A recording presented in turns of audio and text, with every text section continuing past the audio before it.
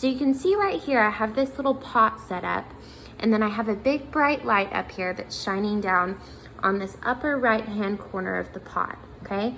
So that's where my light source is coming from, is up here in the right-hand corner. It's shining down, and therefore, this is the lightest part of my form right here. You can see right here, this is the brightest area of this form, okay?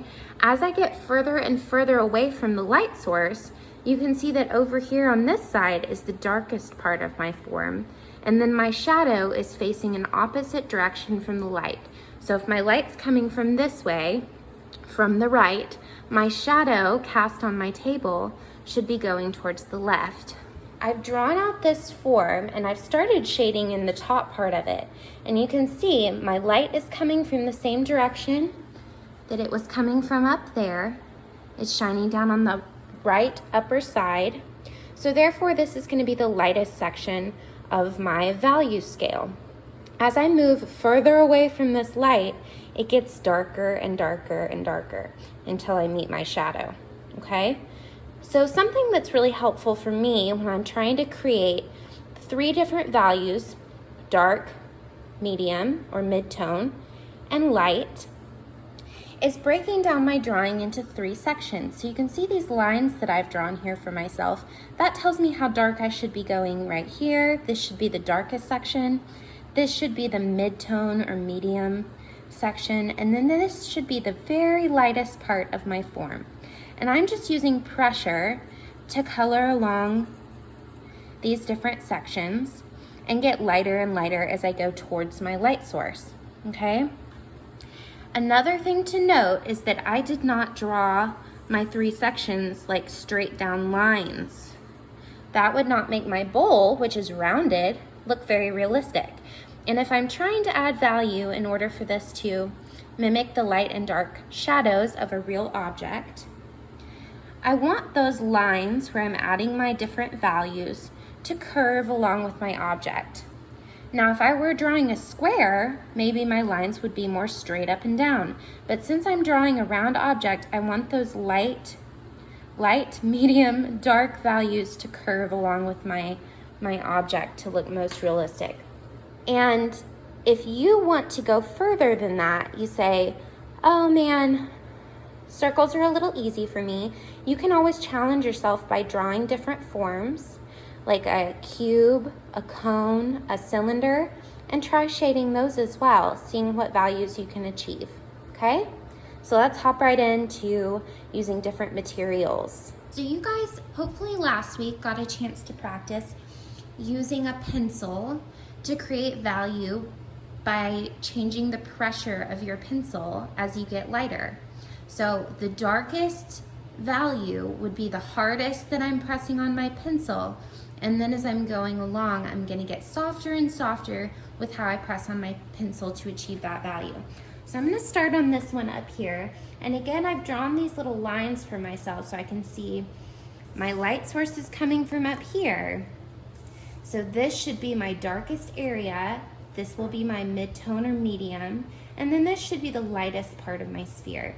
So I'm just going to take my pencil and I'm pressing as hard as I can over here because this is the darkest section of my circle.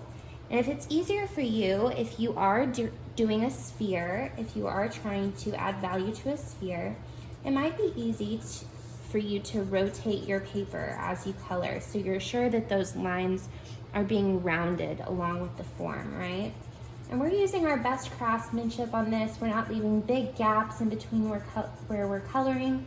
We're just doing our very best job.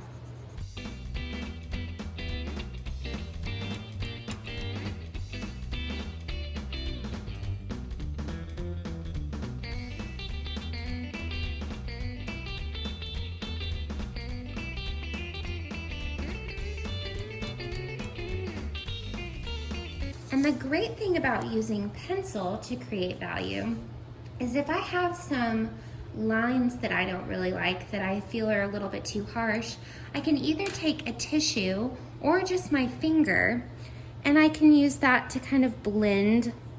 Now it does get your finger really messy, which is why sometimes we like to use a tissue to blend instead of just our finger. So I'm gonna go clean off my finger real quick and then we'll move on to the next material. All right, so the next technique I'm gonna show you, I've already started on this sphere, but you can do with a colored pencil, you can do with a marker, you can do with a pen. And of course, if you're using a colored pencil, you could use the same technique that we were using with the regular pencil of just varying the pressure to get lighter values or darker values, right? So this next technique is called cross-hatching, and it's basically just adding value through a series of lines. And you can see my lines are really close together, almost overlapping in the darkest part of my sphere that's, again, furthest away from my light source, right? So this is gonna be the lightest part over here. And you can see as I'm getting lighter, my lines are getting further apart. You can see more white space between my lines here, and even more white space between my lines up here.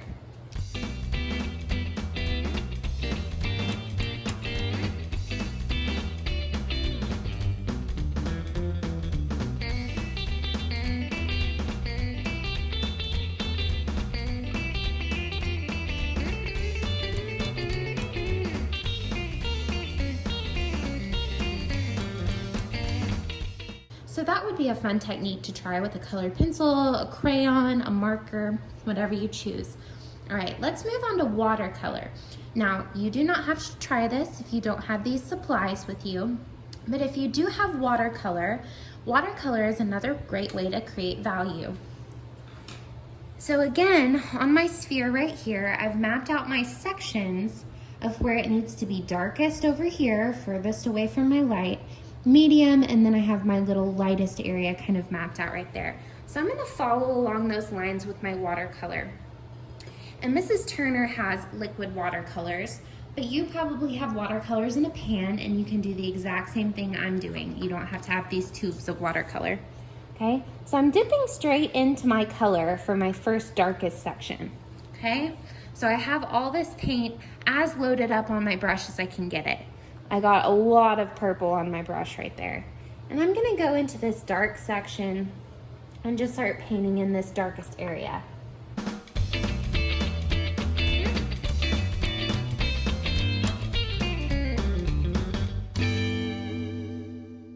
Then, for my medium section, I'm gonna dip my brush back in the water and I'm gonna mix even more watercolor, or even more water into my watercolor pan.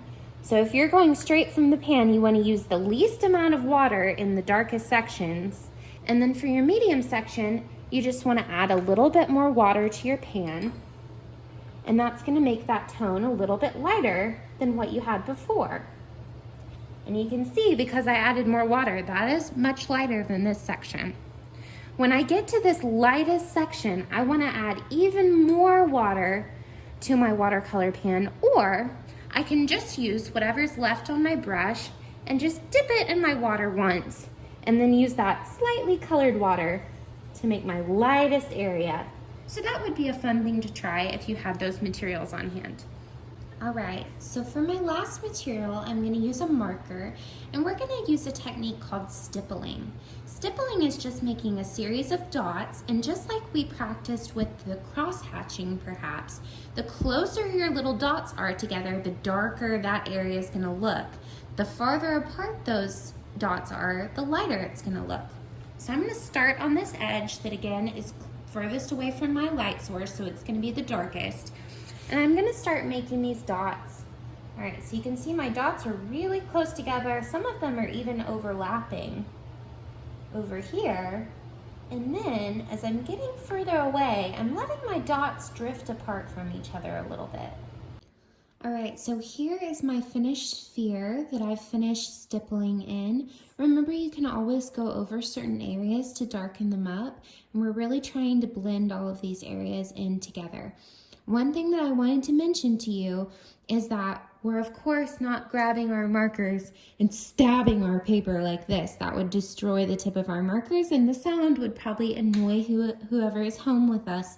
So we're just pressing into the paper really gently when we're doing this technique, but it is one of my favorites. I think it turns out really nice.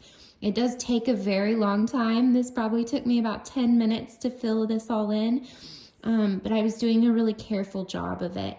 So it does take a while, but I do think it looks really nice, and it's a great way to create value with markers.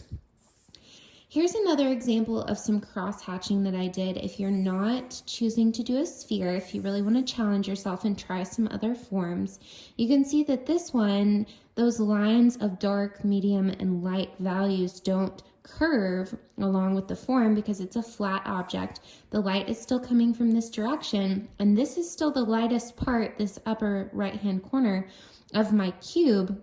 And this down here is still the darkest part of my cube, but it's moving in more of a straight line across this cube because the front of it is flat and it's got corners, okay?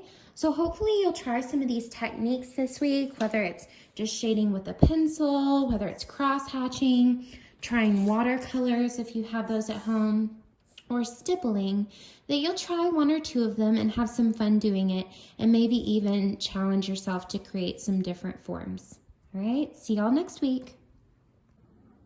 Okay, so the final thing I wanted to show you guys was if you have practiced one or more of these forms with some value shading in them, how do I turn that into an artwork if I want to take it a step further? Well, I have grabbed a white piece of paper for myself. If you had colored paper, that would be excellent too. And I thought my white paper was a little bit boring, so I just did some kind of artsy scribbles in the background to give myself a little bit of interest back there.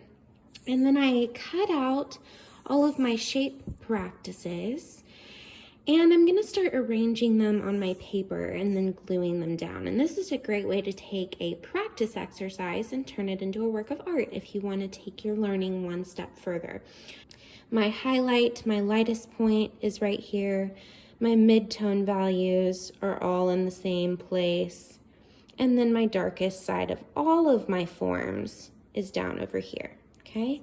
So I'm going to start layering these up, and then when I found a composition or an arrangement of these shapes that I really like and enjoy, I'm just going to start gluing those down, and then you can turn your practice assignments into kind of a work of art that you might want to save in the future.